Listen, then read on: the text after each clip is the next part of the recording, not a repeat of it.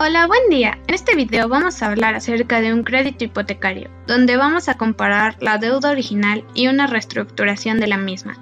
El equipo está conformado por Denise, Saraí, Paulina, Mariana Munguía, Mariana Sierra y una servidora, Zaida. Esperemos que el tema sea claro para todos. Nuestro objetivo es realizar un análisis efectivo de los dos planes de hipoteca para determinar en qué momento es conveniente una reestructuración y así poder ayudar al sujeto a tomar la opción que más lo beneficie, dependiendo de cuánto lleva pagado de la hipoteca original. Nuestra hipótesis sería que aunque de manera nominal parezca que la opción de restitución es la más conveniente, al momento de considerar el valor presente de los pagos y hacer la comparación, observaremos que mientras avanzamos en periodos nos deja de convenir la restitución. Es decir, de manera más resumida, que no conviene la restitución después de los primeros periodos, considerando el valor del dinero en el tiempo. Por lo tanto, no sería la opción adecuada. El procedimiento que llevamos a cabo fue el siguiente. Primero, se transcribió la tabla de hipoteca dada en el problema, pero solo habilitando las columnas necesarias, las cuales son periodo, pago mensual y pago inicial y final. Lo siguiente fue calcular en otra tabla la segunda deuda de 652,000 con pagos mensuales de 4,096 pesos. Luego, comparar los pagos mediante la suma de los pagos iniciales y pagos mensuales por cada periodo de las dos tablas anteriores. Después, permitir que se elija un periodo para calcular la restitución. Finalmente, calcular el valor presente de los pagos de la tabla del periodo escogido anteriormente. Con todo lo calculado, se podrá llegar a una conclusión. Se sabrá si conviene cambiar el plan de pago de la hipoteca. La primera parte de nuestro problema es esta tabla de amortización para un crédito hipotecario a un plazo de 20 años. En ella observamos varias columnas, pero la que principalmente nos interesa es la de pago mensual. Como el plazo es de 20 años y los pagos son mensuales, debemos tener un total de 240 pagos. Sin embargo, observamos que el último pago es de 19,007,67 pesos y se hace en el mes 206. Además, los pagos son crecientes. Para poder trabajar con esta información, procedimos a realizar un filtrado de datos. De la tabla original conservamos las columnas de periodo, saldo inicial, saldo final y pago mensual. El ejercicio nos indica que, adicionalmente a las cantidades expuestas anteriormente, el cliente paga 4,096,88 pesos mensualmente, a un plazo de 30 años, para cubrir una deuda de 652,354,27 pesos, la cual será desarrollada primero como una deuda secundaria. Con ayuda del pago y la deuda dados anteriormente y con la fórmula del valor presente, obtenemos la tasa efectiva mensual de 0,54% aproximadamente, que se utiliza para el desglose de la deuda. Para el desglose de la segunda deuda se realizó una tabla de amortización con 360 periodos, donde pudiera verse cómo se paga la deuda mes con mes, destacando las columnas de periodo, pago constante, intereses, abono a capital y saldo insoluto, el cual nos indica cómo va disminuyendo la deuda conforme se hacen los pagos.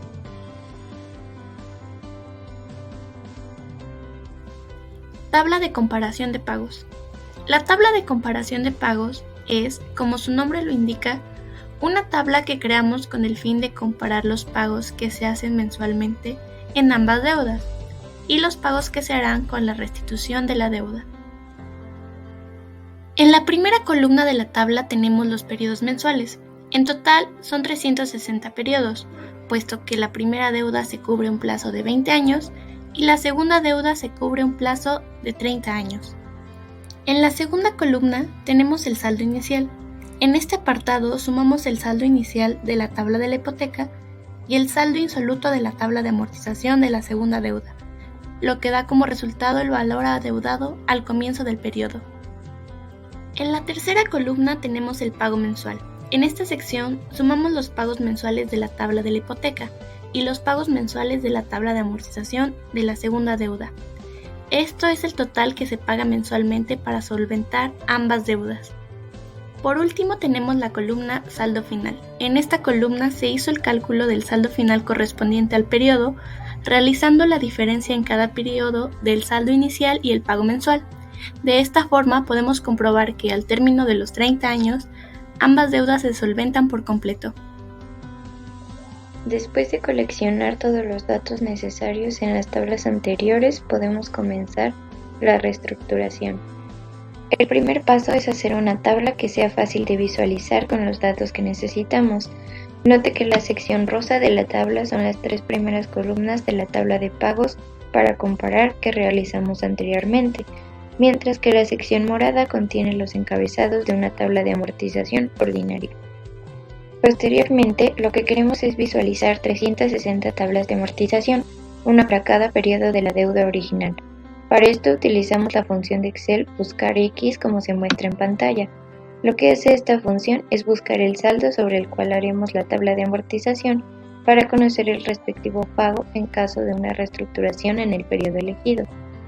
Ahora solo referenciamos las celdas a modo de que cada vez que cambiemos el periodo en la celda L3 aparezca la tabla de amortización correspondiente.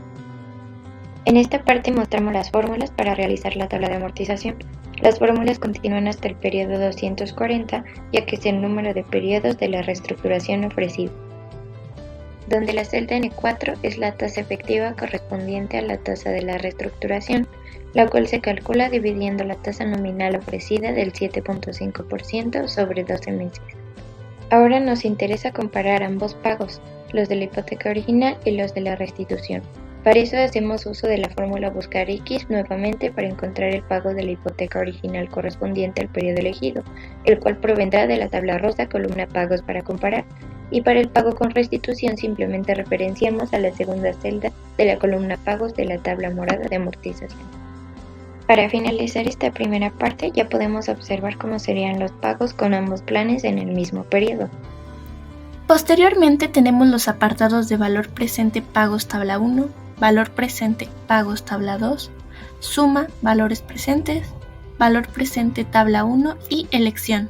A continuación, vamos a desglosar cada uno.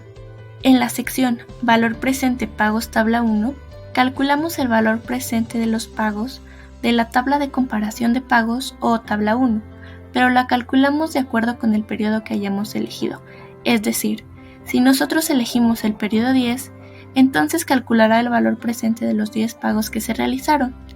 Todo esto con el fin de comparar en valor presente la cantidad que hemos aportado dado el periodo seleccionado.